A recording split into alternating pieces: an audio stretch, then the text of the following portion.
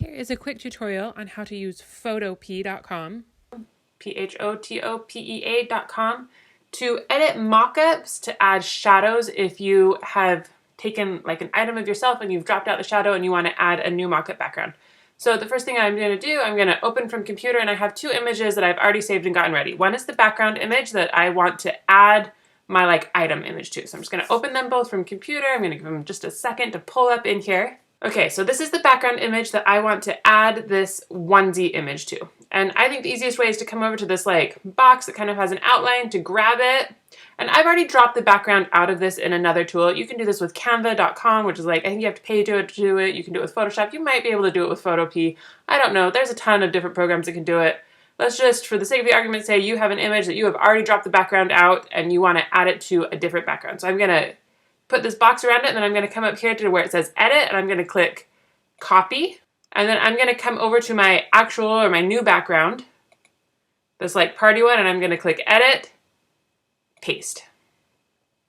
And what that's going to do is it's going to create a new layer over here. So I have this background layer that's confetti, and then it's going to add this onesie layer on top of it. Okay, so that looks okay. It doesn't look terrible. But it also, you can tell that it just like doesn't quite look as realistic as it could. So what I'm going to do is I'm going to come over and I'm going to click this background or this bottom layer, and I'm going to come clear down to the bottom where there's this like square page with the corner clicked up, and I'm going to click this, and it's going to create a new layer between the two.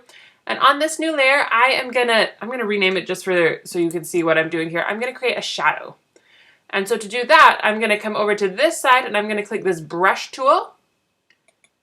And down here is your color picker. You can click this and you can change the color if you need to change the color. You're going to want to start this brush tool as just black, so I'm just going to leave it as black right now. And then you're going to come up clear to the top with this arrow that points down, and you're going to click this, and this is going to let you set some parameters for this brush. So I think it defaults to a hardness of 100, which is like a really firm outline. But shadows are a little fuzzy, so I'm going to bump this down to, you can do it to 0. I'm going to do it to maybe 15. And then you can also change the size of your brush. So you want like a decently big brush. So I'm gonna try this. That 100 is probably a little too small. Okay, so this is where I'm gonna start. And I'm just gonna draw kind of where I think the shadow of this is gonna go. And so because I'm between the layers, it's gonna draw it under the shirt, but over this confetti. Oh, I did too far, so I'm gonna Control Z to undo that. And I've got a little bit of a lag with my screen record, so I might have to undo a few of these. Hopefully it is a little more streamlined. So I'm just drawing this shadow in. Okay, so now I've got just kind of on the left side of this onesie, I've added a shadow. Now I'm going to come over and I'm going to click on this shadow layer, and this thing called opacity is the like see-throughness of the shadow. So you can see right now it's like fuzzy out the edges, but it's very black. And we just want to bump that down to maybe 20. You can mess around with this. Usually I set it between 10 and 20. If I'm on a white background, I usually do it about 10. If I'm on a colored background like this, I usually do it like between 20 and 25. And so now you can see that this shirt looks a little bit more, it's got just like a little bit more dimension to it. But also a shirt is kind of flat. So having a shadow this big on the side makes it look like the shirt is propped up on something, which isn't really something that I want. So I'm actually going to come over to this move tool right here. I'm going to click it. Well, the shadow is a little bit too far away from the shirt, so I'm just going to click on these layers, and I'm just going to move it just a little bit closer to the shadow, making the shadow less deep on the side, or you can move the shadow over a little.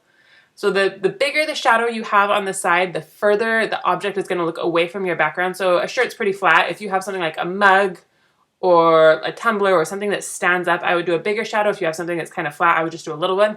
And you can see that this just like gives the shirt more depth and makes it look like it's actually here in this image and not just like some like floating nebulous thing.